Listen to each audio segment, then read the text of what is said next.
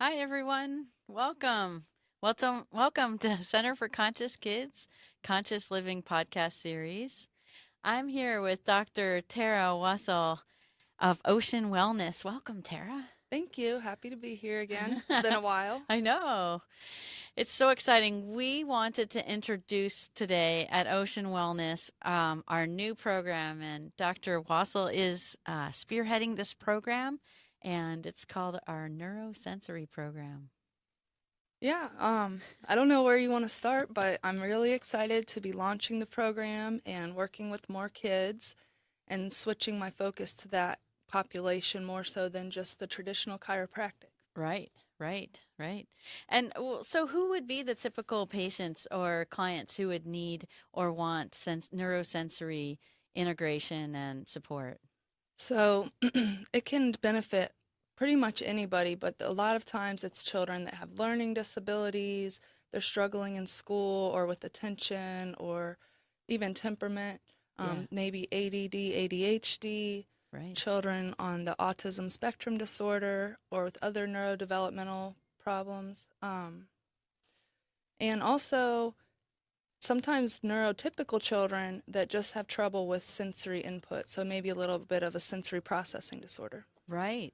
And even kids moving, right? Absolutely. Walking, doing what I call land sports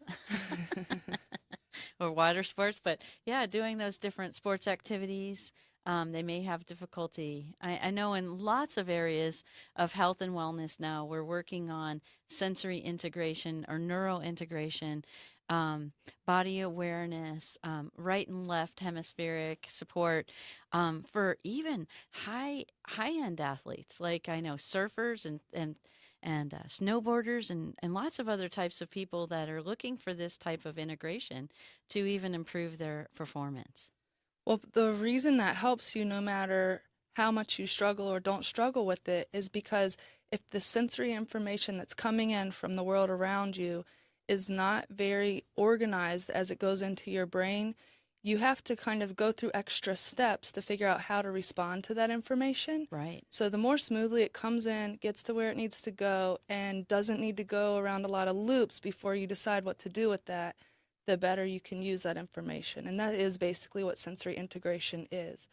The We're getting less information loopy, coming huh? in, yeah, getting Oh, less loopy. woohoo. The information needs to come in, make it to where it needs to go in the brain, and then without a lot of processing, we want to be able to know how to react either physically or emotionally um, based on that input. Right. Wow. That's fantastic. So what creates the need for neurosensory integration? What are some of the problems that people face or experience that breaks down that integration?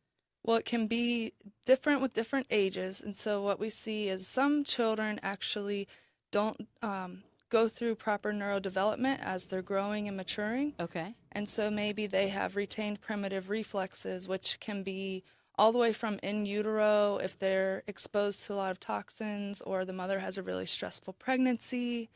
Um, if they maybe C-section baby or multiples, they can't move around because it's really crowded in there, right? Right. Um, Forceps, vacuum delivery. So a lot of things that maybe we can't avoid Mm-hmm. that can get in the way of the normal developmental pathways can cause retained primitive reflexes. I see. And if we keep those, we then can't develop proper postural reflexes. Yeah. And we can have trouble with some of our normal developmental milestones as far as rolling over properly, sitting up properly, crawling properly.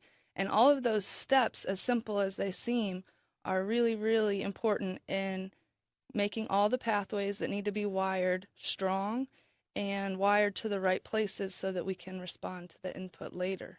Yeah. Wow, that's important.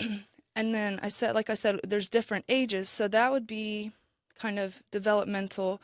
But also, if you're exposed later in life, say that you don't have any trouble, your reflexes integrate, everything's good, but then you start to accumulate a lot of toxins from your environment or your diet. You know, a lot of us don't eat the best foods these days. Yeah. Um, Maybe you get a sickness. I mean, even just regular stuff, So strep throat, ear infection, the things that kids struggle with, Yeah. and then the exposure to the medications that they use to help manage Right. those kinds of things can actually cause the reflexes to um, basically reappear, so like as if they never integrated. Yeah. And so you kind of can work with that to push them back into integration and Right. not allow them to disrupt the normal pathways.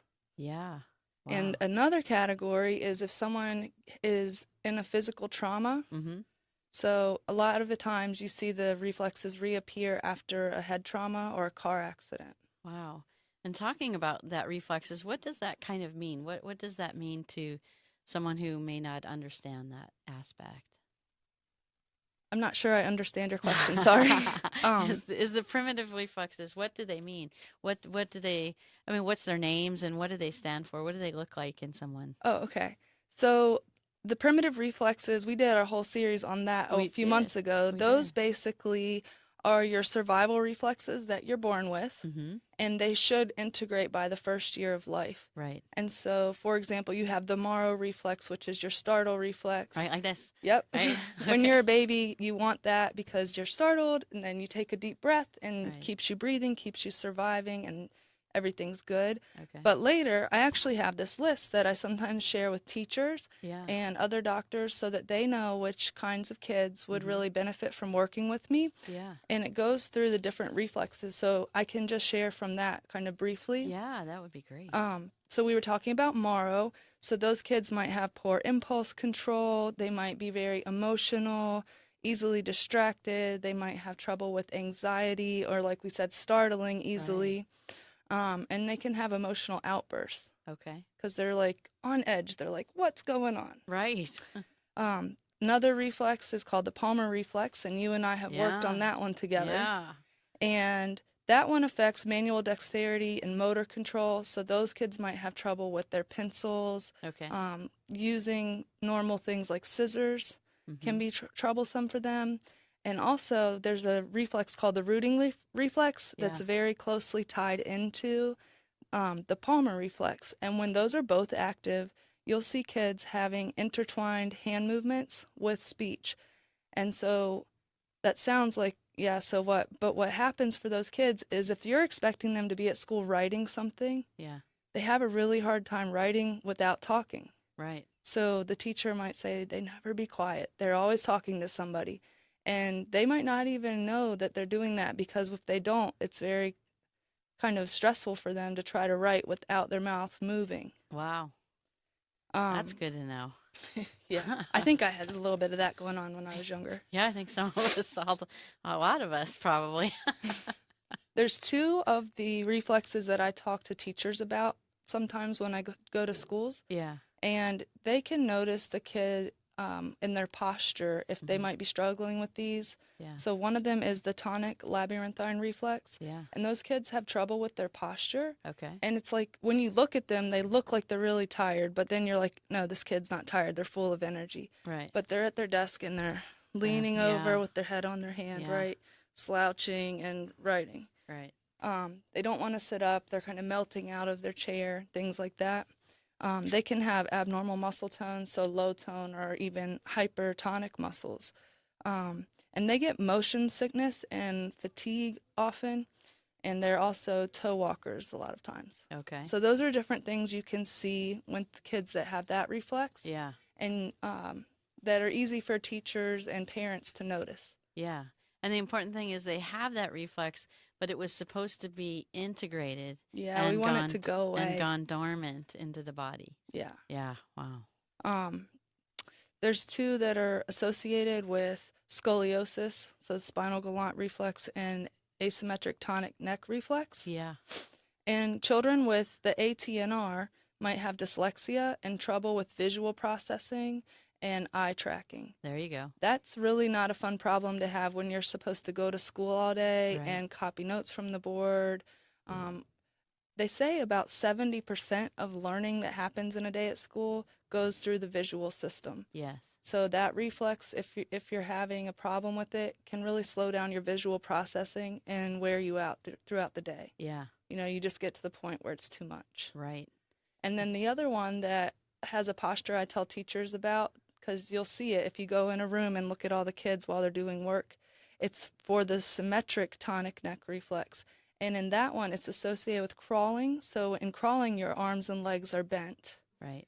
And in kids that have that reflex, they can do better if they can stand up in the class Mm-hmm. so their arms and legs are straight. Yeah. And the posture that you'll see them do during desk work is they'll stretch their arm out and lay on the table while they write, because that extension of the arm and shoulder helps to inhibit that reflex so they're not bothered by it. Okay. And when you get bothered by that reflex that's still present, that needed to be integrated and dormant, what does it do? What kind of stressors does it create on the body?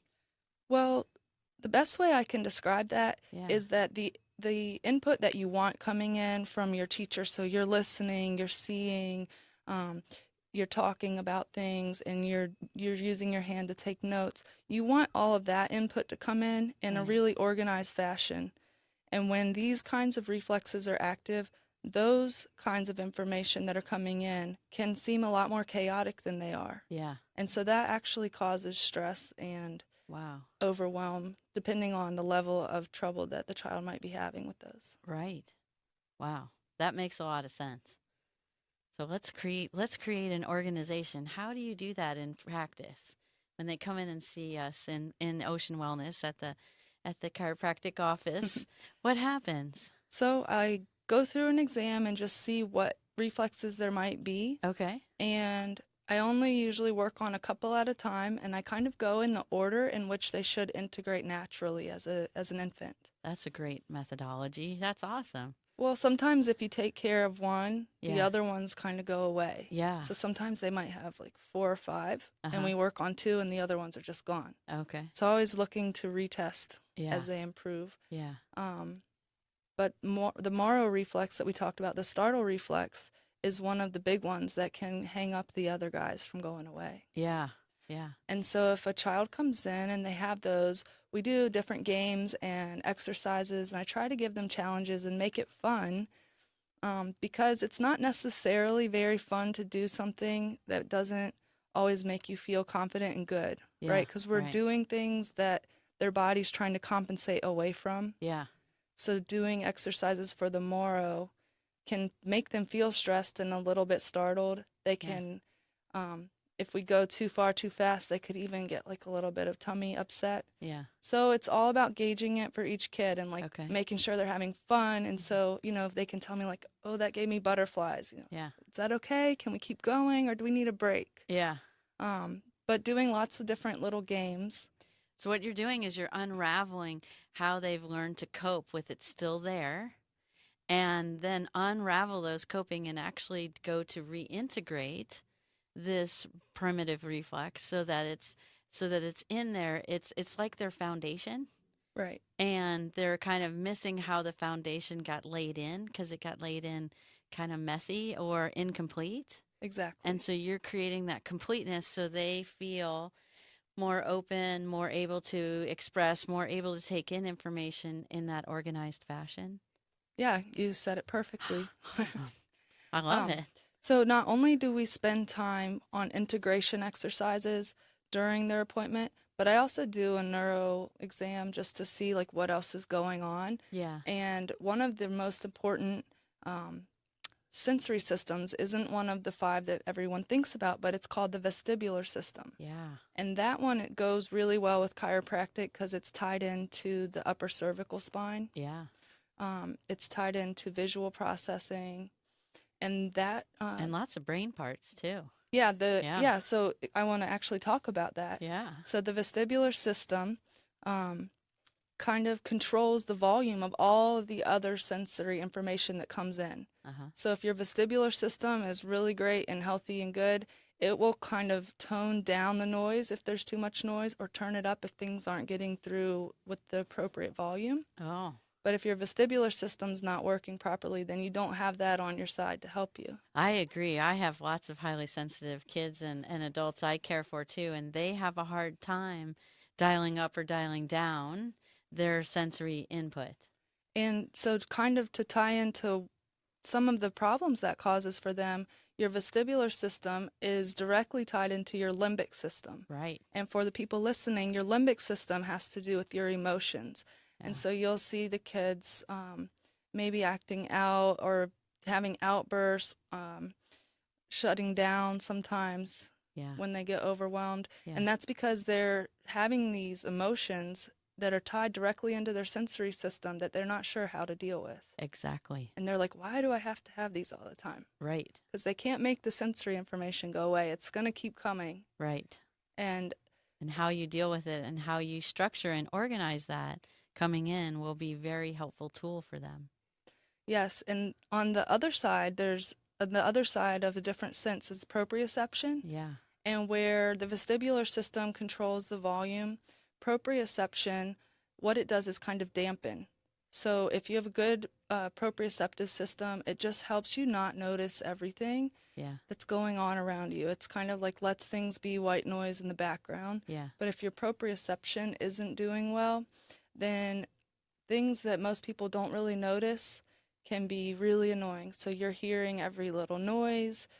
Maybe the smell of what they clean with is bothering you, or something that's in someone else's lunch that's not even right next to you, but you're like, this is just terrible. I can't handle it. Right. So that can be tied in. Our regular five senses can be tied into proprioceptive troubles because Yeah. that's not turning the not the volume because that's vestibular, but Right. But that the sensory, input, like yeah, that not information coming in. toning it down and letting it say that's enough. That's all you need. Right. Or some kids I have that turn it all the way off and then they're not sure where they are.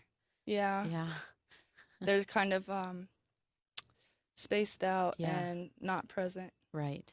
Right. And if you can help them to feel comfortable in their body and comfortable with the information that's coming into their system, they can just come back on, and Right. you'd be surprised how one of those blanked out kids really is when they're a little bit more comfortable because Right. it's a completely different kid. Exactly. It's one of the reasons I love what I do because you'll see a kid who's just looking like they're struggling, and Right. as they get better, their eyes get sparkly and their personality starts to come out and their confidence starts to build, and just that's why I do what I do. Yeah. I love it.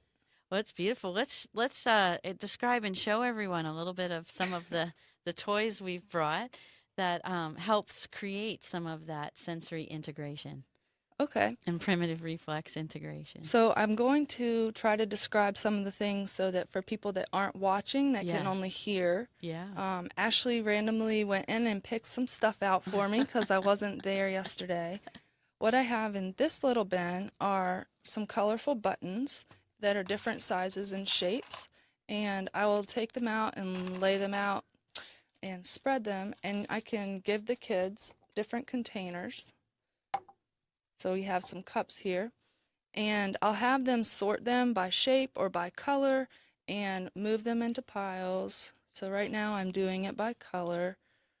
And then I have cups for every color. They'll take their time to pick them up and place them in the appropriate cup. And this is an exercise in both sorting, but also for tactile. Yes. So kids that have trouble with tactile issues. Okay. And Touching things. yes, So like that cute little red ball we've got there. yes. So this guy, he's just a sensory toy. So basically, he feels funny, he looks funny. Kids like to squeeze him and squish him. I have ones that have bells inside. I have ones that have lights inside. So if there's a kid that's super overstimulated, the bells and the lights would not be the fun toy. Yeah. So this one would still be pretty fun for them because it's quiet, it's not too bright, it's just silly and fun, and Yeah. they can feel the different textures. He's smooth on one side, he's stringy and stretchy on the other side. Yeah.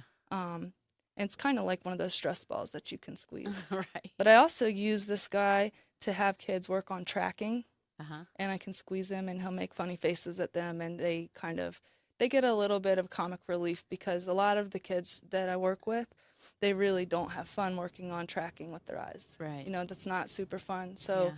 finding ways to keep it light and keep them smiling while they're doing something that they're thinking is not so fun Yeah. makes it a whole lot better. Yeah. We have the balls here. They're very similar to doing this exercise, Mm-hmm. but actually, some kids that have trouble with pencil grip and things that are tactile, Yeah. these flat buttons are actually too hard. Okay. And also, it depends on their age. Because Yeah. if I'm working with a really little guy Yeah. that's maybe 3 or 4, Right. they're already not developing Yeah. that level of dexterity. So, Yeah. something that they can pick up Mm-hmm. that's not so flat, Yeah. they can do their exercise with. Yeah. I have 20 different games that we do with bean bags. Okay. So those a lot of times can be for balance and proprioception. They can be for exercises to practice crossing the midline, so Yeah. getting the right and left brain to talk to each other. Right. Um, I also use them to as color confusion. So I'll be having kids do an exercise, and while they're doing it, I'm holding up a color and they have to tell me what it is. Okay. And their goal is to continue the exercise they're doing while I'm distracting them Okay. so that it's harder for them and not, lose the position that they're trying to hold or the exercise that they're trying to do. Right. And a lot of times they think it's really funny when they've got it and then you start asking them questions or you start having them do colors and all of a sudden they're wobbly or they're not Right. able to do what you're asking them. So, but that takes it to the next level for them. Right. So you're training their brain and their nervous system to integrate different levels of sensory integration in a controlled environment that supports them in growing that part of them that has difficulty. Exactly. Awesome. And then this guy over here This in front whoopee of cushion? you, that is actually a great thing for some kids that have sensory issues. I have teachers get some of these in their classrooms. The kids that are falling out of their seat or wobbling all over or jumping up and down, they sometimes just need to be able to move a little bit. And you can put them on a cushion like this. Yeah. And it has a really bumpy side here where the bumps are a little bit more raised. And then it has a side where it's a lot more flat. So if they're very sensitive but they need the movement, you can use this side. Okay. If they need the input from the sensory system, like they need more feeling More and tactile movement, stimulation. then you can use this side. And they I can see. sit on it, Yeah. and it does wonders for helping them stay in their chair and stay focused because they're not just still. Okay. So they can wiggle around. I Okay. also have kids stand on this guy. I have a couple different ones. They can stand on it while they're doing an exercise. And so if they can do a balance exercise pretty well on the ground, but they're not really able to do it on an unstable surface like a wobble board, we can use something like this that's pretty stable but a little wiggly. Yeah. And they think it's pretty fun to do them on there too. That's fantastic. Add some color, so that Yeah, always helps. absolutely. Absolutely. Wow, that is fantastic. So, as they go through the process and they begin to integrate, like you said, the Moro and then the other ones, and it starts to come together, what do you see them after therapy? What are they doing now that's different from before? Well, they're able to get through their day better, so they're focusing better, or maybe their attention span is longer. Sometimes they're struggling with things and they don't understand why, and you can start working on their visual processing and their eye tracking, and then all of a sudden reading and writing isn't so hard. Right. And if reading and writing is hard, then pretty much everything in school is hard. Yes. Because even if you have a good math brain, but maybe you're having trouble with dyslexia or Yeah. tracking and you have to copy problems off the board or out of a notebook, the Right. math is there, but the rest of it is really overwhelming. Right. So they can start to improve in school. So maybe when they come home from school or you pick them up and they're more integrated, they're maybe happy and well adjusted and less tired or fatigued, then you know things are really moving in that direction for them. Yes, and you can also, if they're having a lot of behavioral issues at school, you see that improve a lot of times. Wow. Or if they're a little bit withdrawn Uh-huh. and maybe not super social, you kind of see them come out of their little shell Yeah. and they start to thrive. Wow. So, I mean, it just depends on what it is that's holding them back. Right. But no matter what it is, as we work on it, you just see them evolving in their own way, and you just see them becoming this person that, they could, was already there, but they just weren't able to express before. Yeah. Wow. And That's exciting. That's really great. Because when they're able to do that, right, they seek health and good food and good rest. They have a lot more, even better time at home with the family. I even agree with on the that. weekends. And sometimes I encourage the family members to do the home exercises with the patient Yeah, because maybe brother and sister might have some lesser versions of the same issues, right. or maybe not. But if you make it a fun activity for the family, Yeah, it's not like a burden that the kid has to do. right. It's like a bonding experience. Yeah, Some of the exercises are fun and silly, you know, throw all the couch cushions on the floor and crawl up and down and across them. And that might be exactly what the kid needs, but if they have like two older siblings and their parents and no one's doing it, they just feel like, why do I have to do it? But if right. everyone does it and kind of gets a little silly, the Yeah, whole family has fun right, and they're doing their exercise and they're improving and it's not a burden. right. That's beautiful. Wow. I Um, love it. I know one thing I wanted to say Yes. that the reason it fits so well with chiropractic is not just because of the systems that are tied into the spine, but because as we're changing things and rewiring the brain, chiropractic works directly on the nervous system. And so doing specific adjustments can help them reprogram that information that you're trying to change and hold some of it a little bit better than if they're not getting adjusted. Exactly. And so obviously, so I'm a chiropractor, so I love doing that part, but when people come in for their visit, it's, you know, 75 or 80% all the games and all of the stuff to help with the neurosensory issues and the primitive reflexes, and then probably 10% chiropractic if they're coming in for neurosensory care. Right, right, And at our office in Ocean Wellness, we have, you know, lots of different people with different modalities that are right. really complement each other depending on what the kid might need or the patient might need. And They we have sure the do. hyperbaric. Yeah, the hyperbaric oxygenation chamber. I Do you think want to share I about I what would you, I when would you and I were working yeah. and you were doing hyperbaric and you Yeah. started doing your integration exercises in Yeah. this chamber? Yes. So I was learning a little bit about the primitive reflexes and how they affected me personally to really understand how it integrated for the kids and other adults who struggle with some of this.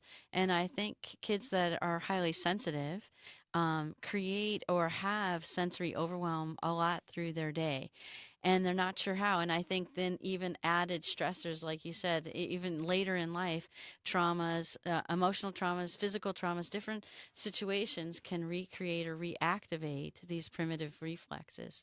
And we can have like a whole history of that reactivation, not knowing that they got reactivated and disintegrated into the nervous system.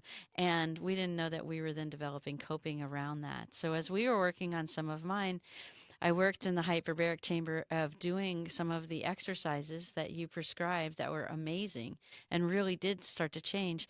But what I recognized in the hyperbaric is that the part of the brain that was kind of asleep, if you could say, my right brain, I could feel it actually turning on and activating and moving through that.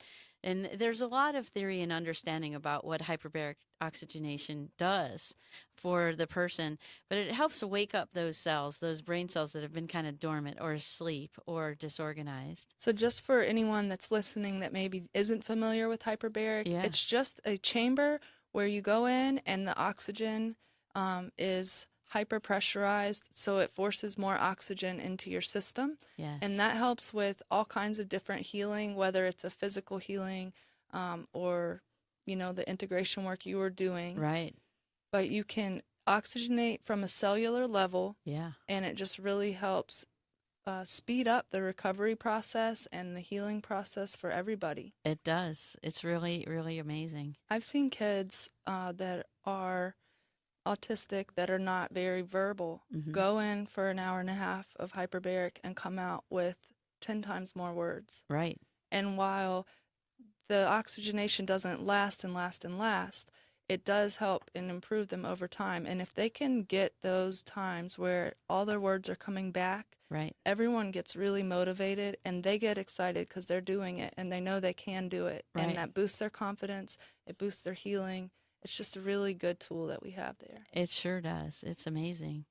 And the other aspects that I do, for example, is energy healing. And with the energy healing, a lot of different other aspects can be approached through a neurosensory process. clearing out energetics that are stuck. Much of our stuck energy really isn't physical as much as it's emotional and mental. And we can get feeling the judgments of others, feeling judgments or self doubt with ourselves. Working to help clear that helps really open the gateways for exploring and exploration in these processes of learning how to do these exercises and process to really change, because then they're able to really not be so clouded by their expectations or demands, either placed by themselves or others, to do a better job or a different job than they knew how to do before. So many times that helps. We also have pediatric acupuncture too, that helps open the energy channels of the body, because sometimes they get stuck. For example, if we're having difficulty walking, like you said, toe tipping or something, that can affect different areas in our body, energetic channels that kind of shut down or close down, either due to coping or suppression. And so those kinds of things can be reactivated, opened, and supported as well. So here at Ocean Wellness, we do a full service of helping children and adults with sensory integration or neurosensory problems that they might be experiencing. Well, you said it all, basically. I don't know what to add to that. I know, it's just I amazing. think you've been practicing that one. I think I have been too. But it was just amazing to share with you all today about all the opportunities for really health and wellness in areas which we didn't know we could help. We just thought we had to cope, suppress, deal with, adjust, adapt to these problems. And what we want to really say here is we don't have to adapt to problems anymore. We can actually address them with tools and strategies and ways in which to promote healing and really open up everybody's true expression.